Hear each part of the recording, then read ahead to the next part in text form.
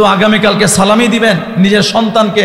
আমাদের দেশের ঐতিহ্যর ছাপা আমরা নোটের মধ্যে টাকার মধ্যে ছাপাইয়া আমাদের সন্তানদেরকে আমরা সালামি দিতে চাই। টাকার মধ্যে মন্দির কেন? মসজিদ যে দিতেই হবে তা বলতেছি না।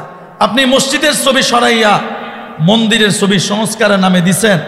আপনি তো একদিক দিয়ে আমরা বুঝতে পারি আপনারা ইন্ডিয়ার কাছাকাছি চলে গেছেন। আমাদের বর্তমান যে অন্তর্বর্তীকালীন সরকার আসছেন, দায়িত্ব নেওয়ার পরে তিনি সংস্কার করতেছেন। প্রত্যেকটা কথাই তিনি সংস্কারের কথা বলে যাইতেছেন।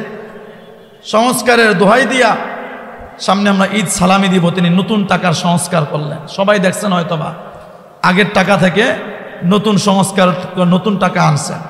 যেই বেটাই আসে সেই বেটাই প্রত্যেকটা কাজের মধ্যে নিজের মতটাকে প্রাধান্য না দিলে যেমন এদের ভালোই লাগে না। সংস্কার করো, ভালো কথা।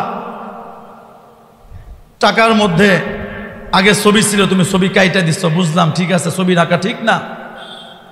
তুমি ছবি বাতিল করতে গিয়া টাকার মধ্যে যেই টাকা আমি আমার সন্তানকে দিব ওই টাকার মধ্যে তুমি আজকে মসজিদের ছবি ছিল, তুমি মন্দিরের ছবি দিলা কেন? ছিল তো মসজিদের ছবি।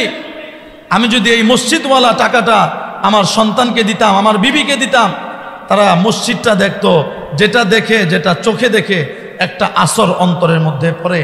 তখন আমার সন্তানটা মসজিদ দেখলে একদিন ভাবতো বাবা না থাকলেও যে আমার বাবা আমাকে টাকা দিছিল, সালামি দিছিল, মসজিদ ছিল, আমার বাবা মসজিদমুখী ছিল, আমার বাবা আমার হাতে যে টাকাটা দিছিল ওই টাকার মধ্যে মসজিদের ছাপা ছিল, আমিও ভবিষ্যতে মসজিদের ছাপাওয়ালা টাকাই মসজিদে দিব।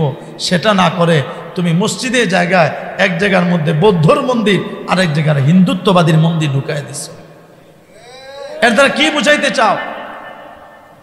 টাকার মধ্যে মন্দির কেন? মসজিদ যে দিতেই হবে তা বলতেছি না। মসজিদে যদি টাকার মধ্যে থাকে ওই টাকা নিয়ে মানুষ বাথরুমে যাবে না? যাবে তো। আমরা মুসলমানরা যেভাবে বলতেছি যে টাকা নিয়ে, যে টাকার মধ্যে মন্দিরের ছবি আছে ওই টাকা নিয়ে আমরা কেন নামাজ পড়ব? আরে ভাই, যদি টাকার মধ্যে মসজিদের ছবি থাকে ওই মসজিদ নিয়ে তো আমরা বাথরুমেও যাব নাকি? তো মসজিদেরও কথা বলতেছি না, মন্দিরেরও কথা বলতেছি না।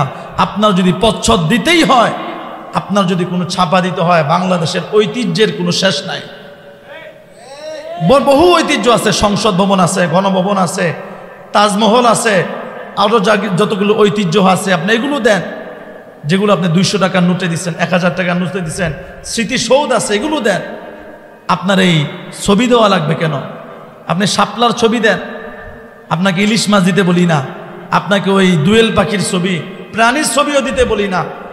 ওই ছবি কেন দিবেন যে ছবি দিয়ে আমার সন্তানের দেখলে কষ্ট পায়, আমার সন্তানের চরিত্র নষ্ট হয়? আপনি ওই ছবি কেন দিবেন?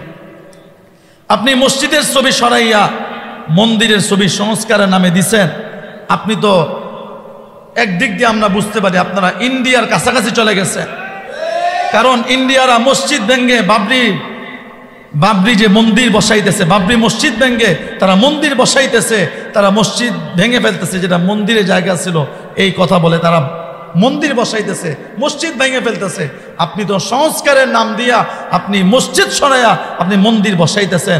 আপনি তো ইন্ডিয়ার চাইতে কোনো অংশে কম নয়।